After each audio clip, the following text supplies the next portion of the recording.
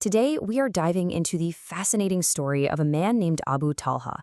And let me tell you, his story is an absolute masterclass in the human capacity for sacrifice. So to really understand Abu Talha, we have to start with a pretty deep question. How is true righteousness actually earned? Like, really earned? Is it just about following the rules? Just, making sure you don't harm anyone? Well, as we're going to see, true righteousness actually requires friction.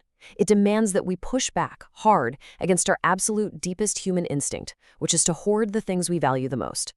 And there's a direct answer to this in the Qur'an, specifically chapter 3, verse 92. It says, "You will never attain righteousness until you spend from that which you love." Just pause and think about the sheer psychological weight of those words. Right, it doesn't say, hey, just spend whatever you have left over at the end of the month. No way. It literally ties your ultimate spiritual success directly to parting with your absolute most cherished possessions.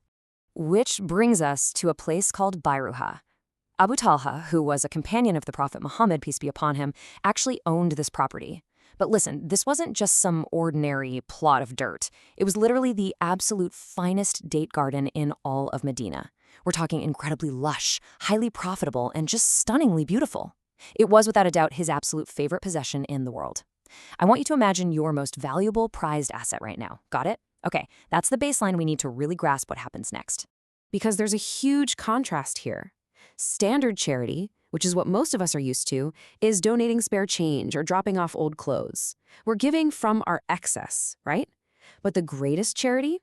That demands you give from your core. It's the ultimate sacrifice of willingly, happily handing over your own Bayruha. It really is the difference between making an easy, comfortable donation and truly proving your commitment to a higher cause. So how exactly did Abu Talha respond to this incredibly high bar being set? Well, he heard the revelation, he listened carefully, he internalized it, and then he just acted. Zero hesitation.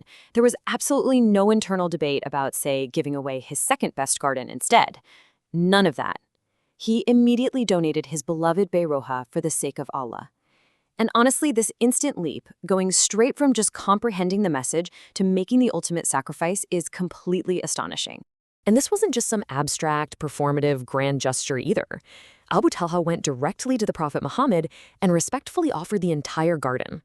The Prophet smiled and actually praised this incredible act of generosity. But then he gave him some really brilliant practical advice. He instructed Abu Talha to take this asset and share it among his own relatives and the poor families in the community. So by doing this, that beloved garden immediately created this massive ripple effect of support for the people who needed it most.